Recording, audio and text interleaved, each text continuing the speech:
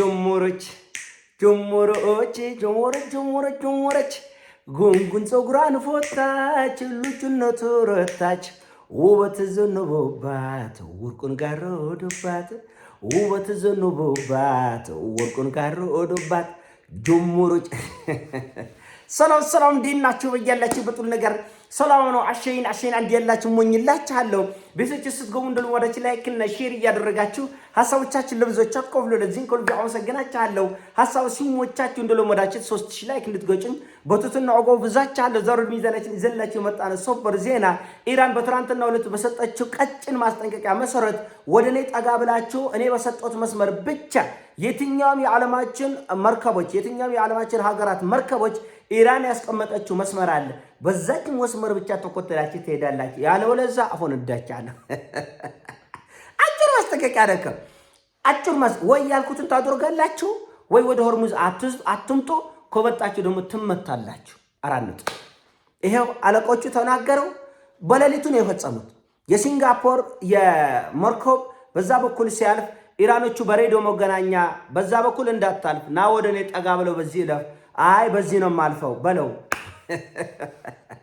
አፈንድተውታል። እና ሌሎች መርከቦቹ ይሄ ማስጠንቀቂያ የተሰጣቸው ሌሎች የዓለማችን ሀገራት መርከቦች እሺ ጌቶች ባላችሁት መሰረት ብለው ወደ ኢራን ተጠግተው በተቀመጠላቸው መስመር ተጓጉዘው አልፈው ሄደዋል። የሲንጋፖር መርከብ ምን ታመጫለሽ ጎደል ግቢ ብላ በኦማን ባህር ዳርቻ ስታልፍ ፈንድታለች፣ ተመታ። ያው ተጓዦች ምንድነው መርከበኞቹ አልተጎዱም፣ ራሱ መርከቡም አልሰመጠም። ነገር ግን ከባድ መቱ ተመታል።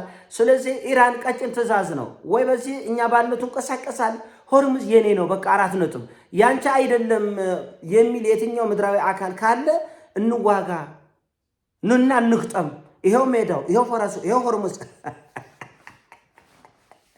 ይሄው ፈረሱ፣ ይሄው ሆርሙዙ እንዋጋ እያሉ ያለው እና ሌላው ጆሮ ዳባ ልበስ ጆሮን የዞን ጆሮ ያርገው ምን እንዳልሽ አሰማንም። እና አሜሪካኖች እንዳልኳችሁ ትንፋሽ አጥሯቸው መደበቂያ መሾሻ አጣው ነው እንጂ በኢራን 100% እንደተሸነፉ አምነዋል። ኢራን ያስቀመጠችው 10 ነጥብ እሺ ወየ ጌቶች ብለው ተቀብለው ፈርመው ነው የሄዱት። አሁን ደግሞ ያለቃቅሳሉ መልሰው።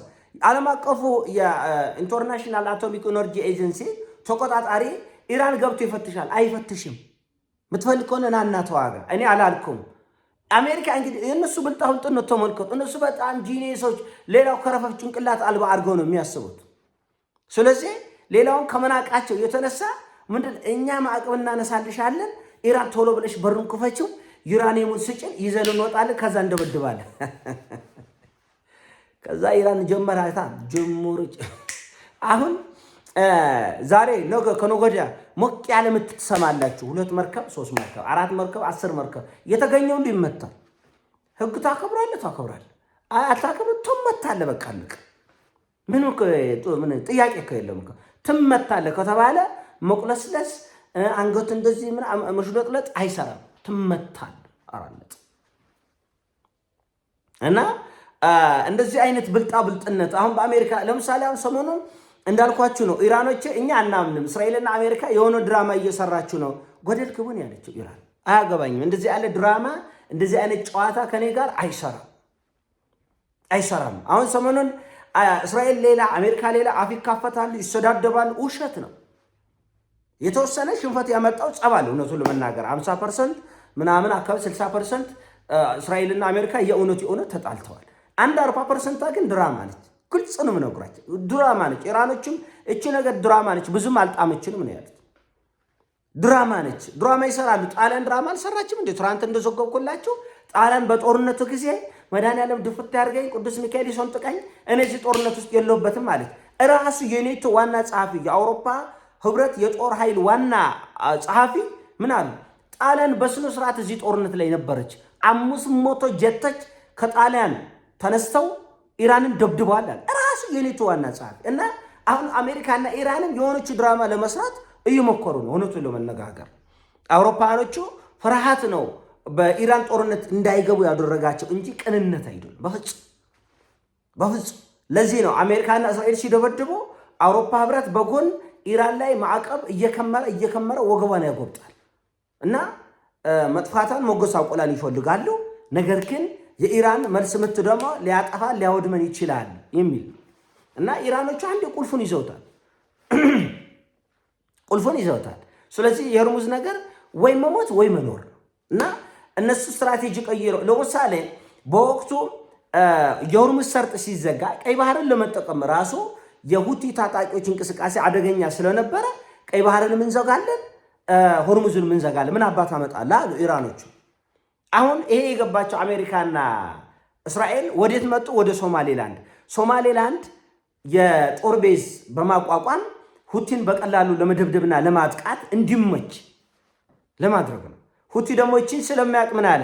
ሶማሌላንድ ይሄን ለማድረግና እኛ ሁቲዎችን ለማስደብደብ የምትሞክር ከሆነ እንደው እንስሳች እንፍቃቸዋለን ከካርታ ላይ ነው። እንደምታውቁት ከዚህ በፊት ኢራን ጦርነት የሚቀጥል ከሆነ ጅቡቲንም ደበድባለሁ ብላ ነበር። ጅቡቲን ደበድባለሁ ለምን?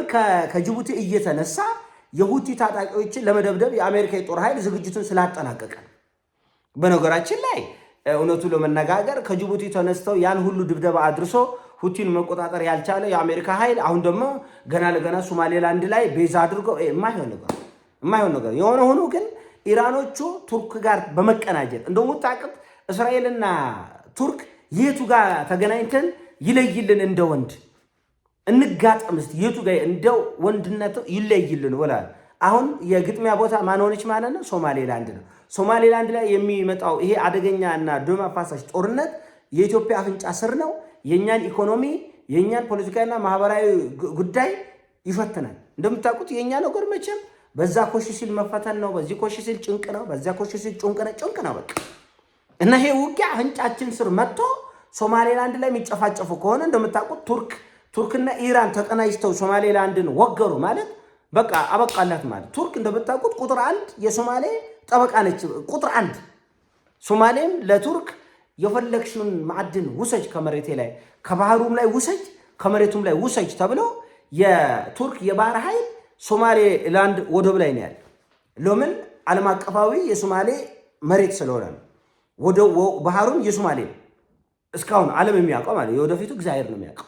እስካሁን ግን ሶማሌላንድም ትሆን የሶማሌላንድ ወደቦችም የሆኑ ሁሉም የሶማሌ መሬት ነው። ይህንን እጠብቃለሁ ብላ ቱርክ ያለ ጄቶቻን የጦር ጄቶቻን ድሮኖቻን በሙሉ ይዛ ሶማሌ ገብታለች። የጦር መርከቦቻን ሁሉ ሶማሌ ይዛል። እና እዚህ ላይ የሚደረገው እልቂት እና ጦርነት በተለይ ቀይ ባህር ዙሪያ የሚደረገው ጦርነት ራሱ ጅቡቲን ሊያጠቃልል ስለሚችል የኢትዮጵያ አፍንጫ ስር መጥቷል።